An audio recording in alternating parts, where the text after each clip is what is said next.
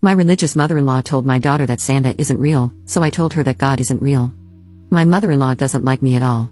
She's one of those typical moms who doesn't want her son to be stolen away by another woman, so my mere existence is enough for her to resent me. It doesn't help that I don't practice her religion, and we don't plan on baptizing our children. This is a mutual decision between my husband and me.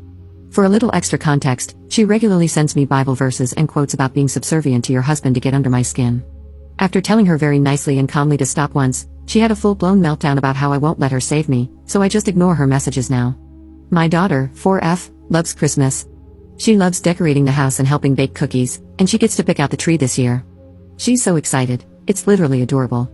She's been talking about it since July. She is also a firm believer in Santa. She already has a mile-long list of things she wants him to get her. Side note, she isn't spoiled at all. Some of the things on her list are random items she sees at the grocery store or things on our shelves. Our dog, whom we've had for 6 years, is on her list. She just likes writing them. My mother-in-law was over today, and my daughter was asking me to add another random item to her Santa list. As my mother-in-law heard her say it, she immediately responded, saying that Santa isn't real, and that my husband and I are the ones who buy the gifts under the tree. This obviously went over like a lead balloon with my child, but my mother-in-law looked pretty pleased with herself for the mess she just created for me and for breaking my daughter's heart. I immediately told her to pack her things and get out of my house, emphasizing that she wasn't welcome near my baby anymore. She tried to argue that she did us a favor and that our child shouldn't be thanking a man who doesn't exist for the nice things we do for her. In response, I pointed out the irony of her statement, given that she has spent her entire life praying to a man who also doesn't exist.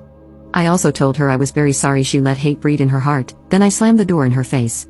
My husband is completely on my side and is devastated that his mom ruined something so special for our daughter. However, we've received a few texts and calls from his siblings who think I was out of line and that I should be apologizing to her. I'm still so angry that I can't really judge for myself if I'm in the wrong or not, but I really don't think that I am. I believe she crossed an uncrossable line, and I feel justified in not letting her have a future relationship with my daughter or any other children we might have later. I'm not looking for advice, just here to talk smack and vent. Update 1. Since the events from the last post, things have only escalated in terms of her behavior. We've maintained our stance of not letting her see our daughter, and we've had limited contact with her ourselves. However, she has tried to find ways to circumvent my husband and me to gain access to our baby. She started sending our daughter presents that are clearly from Amazon, but with gift notes that say, "From the real Santa," and "Grandma will see you soon," and other insane things like that.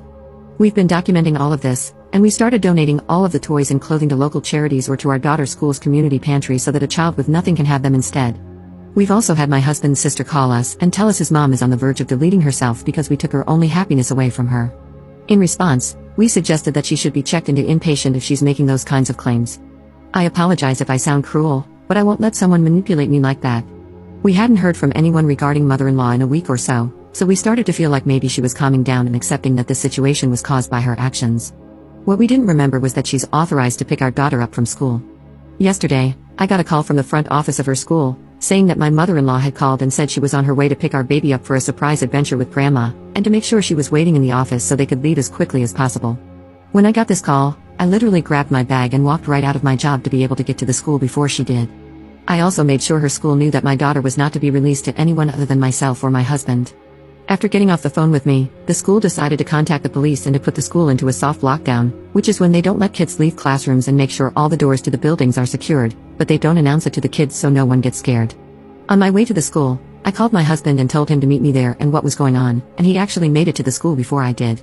When I got there, the police were questioning my mother-in-law, and upon seeing her car packed full, I could tell her little adventure was meant to be a long-term sort of thing. She was actually going to try to steal our daughter from us. The police took her away, and her car was towed as well. When she was loaded into the squad car, she and I made eye contact for a brief second. She tried to keep her scowl, but quickly her face crumpled, and she started sobbing about how unfair this all is. She cried even harder when the door was shut on her. As justified as we are, this was really hard to watch. I don't know how the legal system works, to be honest, but I'm hoping we can request that she be put into a mental health facility as opposed to jail so she can receive the help she very clearly needs. We also filed for a restraining order against her and took her name off the pickup list at school. My husband's siblings have reached out to us and are completely horrified by what happened, all saying in their own way that they never expected things to escalate like this. While it was annoying to have it come to this before having their support, it is refreshing to have everyone on the same page about this finally. In terms of our daughter, we chose to let her finish the school day so she wouldn't know what had just happened to her. I received a lot of helpful advice in my last post about how to fix the damage my mother-in-law caused, and we tried a few of the things we were told to do, but I can sense that my daughter just isn't into it the way she used to be. Her wish list hasn't been added to since. My brother-in-law has offered to dress up as Santa and get caught putting gifts under the tree to help reignite her excitement, which my husband and I both appreciate and are looking forward to. We also plan on sending her a letter from Santa telling her how excited he is to visit her and our dog this year, and I'll let you all know how this works out in the future.